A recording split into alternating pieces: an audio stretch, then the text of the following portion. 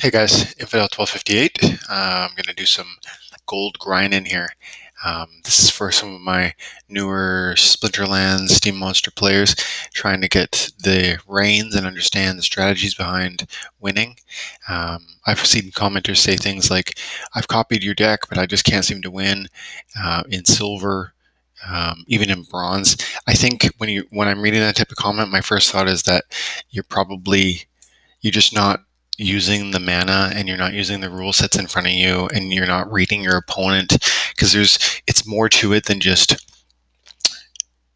play these six characters. It's like in certain situations you got to get creative, reading the writing on the wall. um, oh wow, somebody sent me 500 credits. Must have, because I've never bought credits. That's amazing. Thank you guys. um, Okay, so let's try and do a battle, and we'll see what happens. I think some of these battles might not show anything, but this is the best way I can imagine for me to kind of show you my strategies, my thinking, my processing, and my interpretation and kind of response, and hopefully you can take that and generalize so that you can move into higher and higher ranks. So first things first, it always tells you enemy found, and then you get the details on who you're fighting. You can see that their rank is about the same as mine. That's important to know, because sometimes you're going to fight an opponent who has way higher rank. Their power is like triple mine. That's that's concerning, because it usually means that you're in for a good fight, a difficult fight, a hard fight. Um, and look, they'd like to play a variety of teams, which means that they've got a lot of options, and I don't. I've got just blue right now. So I'm looking at the summoner in front of me here. I'm looking at the monsters he selects, because I know what all of these monsters do, and if he always picked the same team, like look, he picks white twice. I'm going to analyze this white team quickly. Silvershim, Paladin, Sneak Attack, Mother Kala.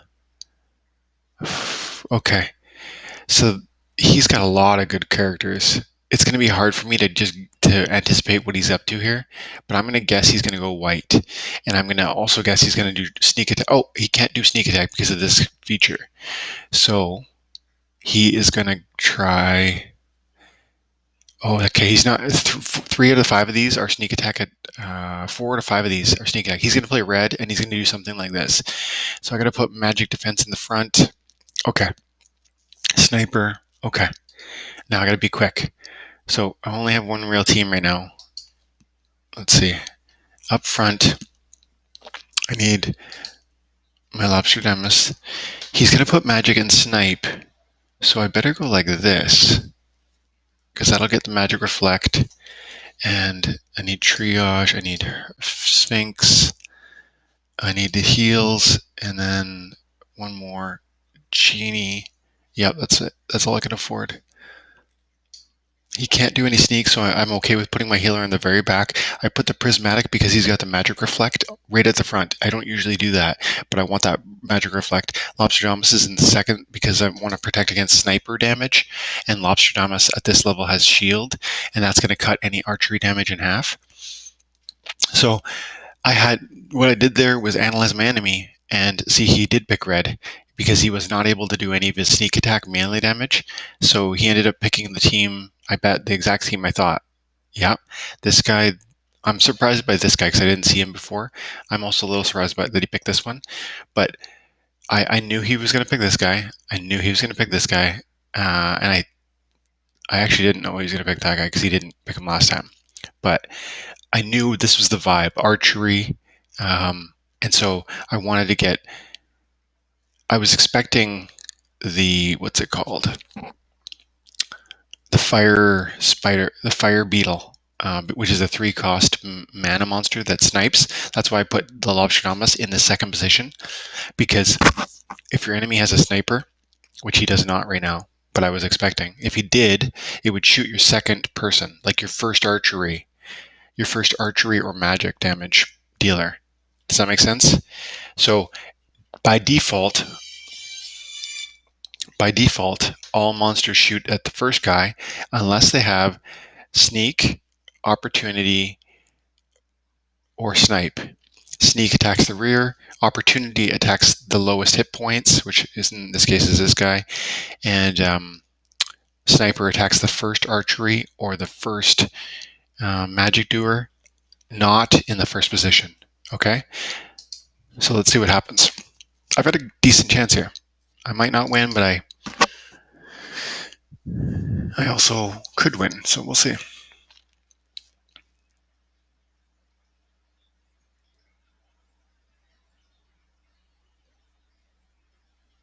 I'm going to try and do one of these videos a day where we're doing the gold grind, and one of these one or two champion grind videos. The reason for the double up on the champion. What's going on right now? Okay.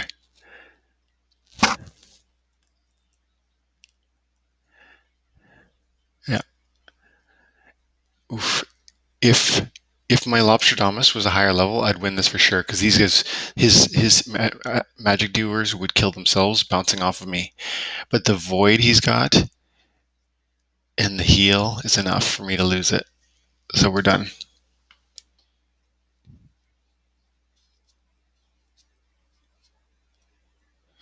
Okay, so let's give it another shot.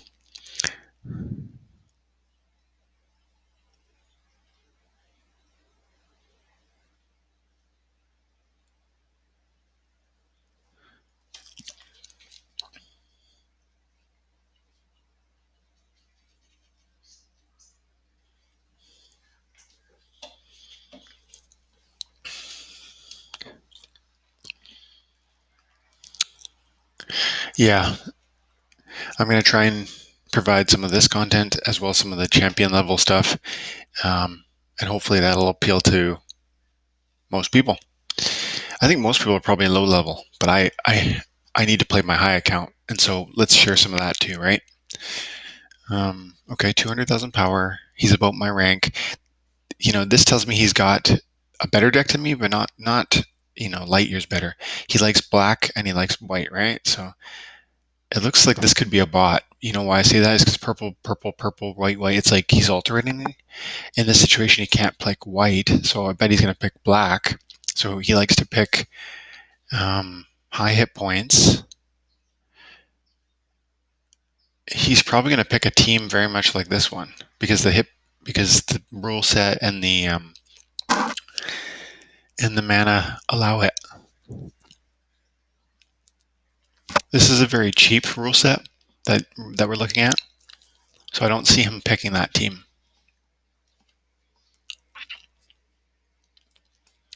And that's a cheap rule set too. I think he's going to go with this or something like that. So let's not use. I have to use magic though. See, this is a case where if I had two different plays, it would be really ideal because magic is almost certainly going to get rejected by the void. I could cancel the heal. That's going to be helpful. I got to send the. Yeah, that could help. I got to send my heavy hitters. Okay.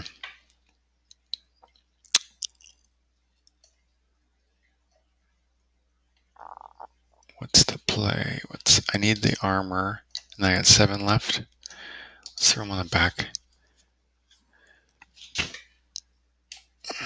I don't know if I should put the Lobsterdomus at the back. See, I should put the Lobsterdomus at the front for the shield, but he might throw some sneakers at me. Let's go like this.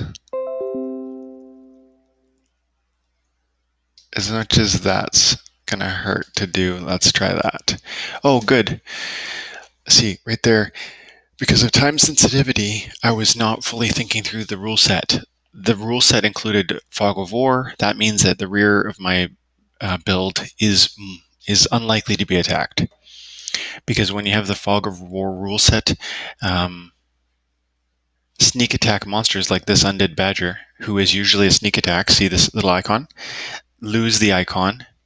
See, no icon. Because the Fog of War is on, which means he traditionally would attack there, but he's not gonna. The opportunity monsters, which you see there with the eye, they retain the ability to attack the back end, they're still going to just attack whoever has the fewest hit points, which is the Crustacean King. Okay, maybe. I don't know. Oh, this was foolish. My sandworm. That's going to cost me. I was hoping to take advantage of the high attack, but he can't attack from this place without his sneak, and he can't have sneak during Fog of War. Okay.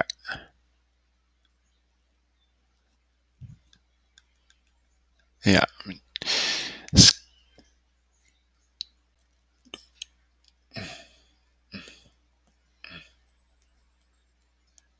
If my sandworm kills this, I got a chance still.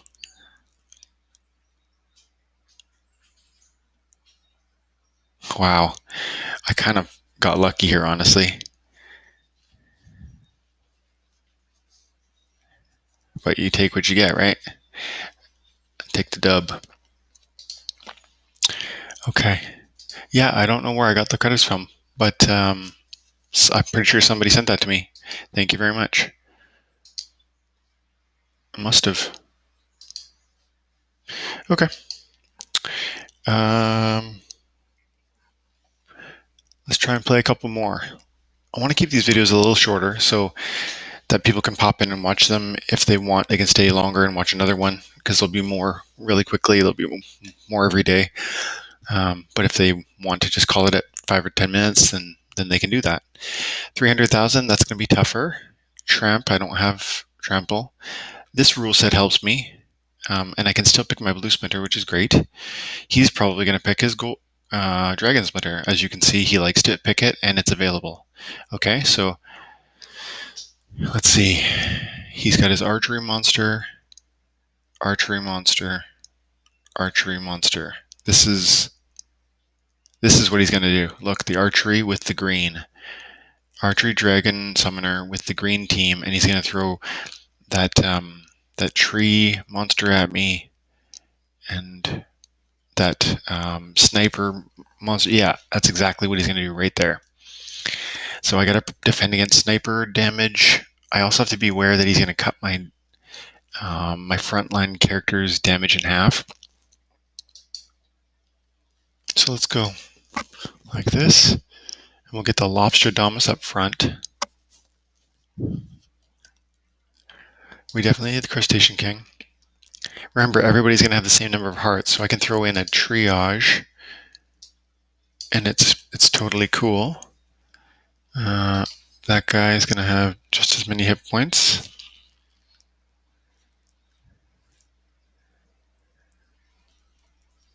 Oh yeah, and now 4.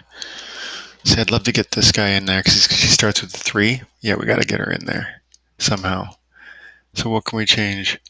We could take him out and put in a 2.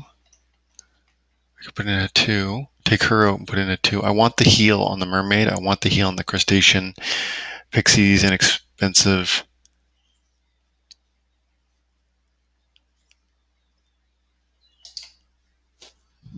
I need the shield up front with that guy.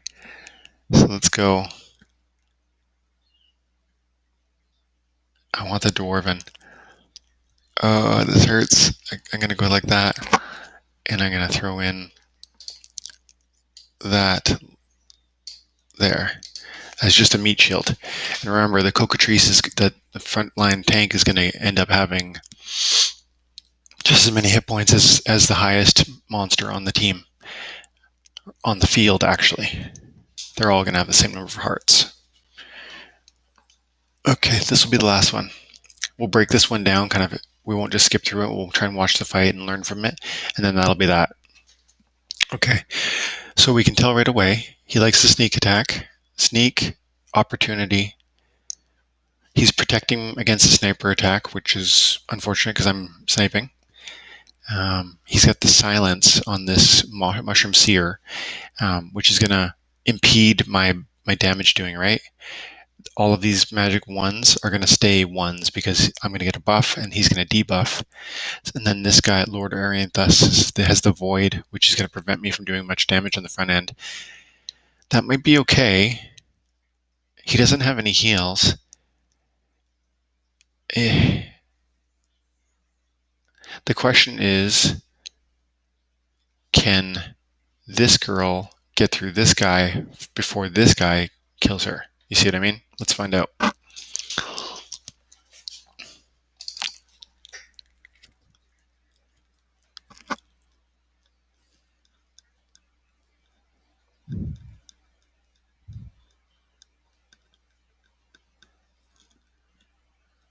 I was wrong about the team he played. If I predicted this type of play, I would have definitely brought the mermaid for the heels. Yeah, I'm gonna lose. And see, it's really coming down to this card. So this is a good point. When you can find a cheap monster like this Mushroom Seer that's going to effectively cancel your entire enemy's benefit, your like the buffs available by your summoner, your enemy summoner, that's huge. Like this Mushroom Seer costs 5 mana. It's also a good card, right? It does 2 magic, um, and it's canceling the benefit of my summoner. So this is an ideal card to rent if you're renting cards to win and you play with green. I don't know how much it costs, but it's the perfect cancel to anyone who, like me, who runs Alfric. And my opponent knew before we started this battle that all I do is run Alfric, right? They could have seen that in my battle history. So give that some thought. See how much that rental card costs. Let's actually pop into there. See, there's no stopping it. He planned really perfectly to fight me, right? Because he put this guy to prevent the snipe damage. This guy has the void. He has a sneak attack, and he has the silence. It was the idea, and he even put a meat shield at the back. Like he read me perfectly. Yeah, so we're done. So now let's just go over here quick before we call it, and we'll see how much it costs to rent one of those Mushroom Seers. Earth, regular. Actually, let's just look. Mushroom Seer. There's only 128 available. Level 7, it goes up to a level 8. I have a level 7 card on this main account. The level 7 is way cheaper than level 8 to buy, and sometimes you find, if you look closely, the stats between 7 and 8 are very close, so I don't even bother occasionally to I just stop. And you can make that call if you start collecting cards, if you want to just kind of sacrifice 1 hit point and save half the value kind of thing. So look at this, level 8 for 50. That's a full maxed out one for 58 Dark Energy Crystals. Let's go level 7, 80. Look at this, 25 Dark Energy Crystals for a level 5. That's probably your best bet. You can get a level 3 for 20. You know, it's a marginally cheaper, but I'd go with the level 5 so far. It's important to scroll all the way down, right? You want to see, like, look at this. This is a free level 1. So then, what does the level 1 provide us? Let's just quickly look at that. Go to cards. Green. Mushroom Seer. Where are you?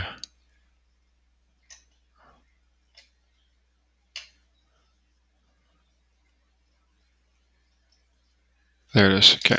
So we go to stats. So level 1 gives you the silence. So for less than 1 Dark Energy Crystal per day, you can have this Mushroom Seer right now. And that would allow you to cancel any sort of Valric Stormcloak, right? So even if you're playing in bronze right now, somebody watching this video should rush over and rent that, because that silence ability is gonna really hurt your opponents in the bronze or the silver level. If you're playing in gold, don't get that level 1. If you're playing in gold, you better get one of these level 5s or level 4s. But yeah, somebody should rent this today. That's free. That's costing nothing, especially in a bronze play or a silver play. Okay, let's end it there. Thanks, guys, for your time and attention. Have an amazing day. God bless.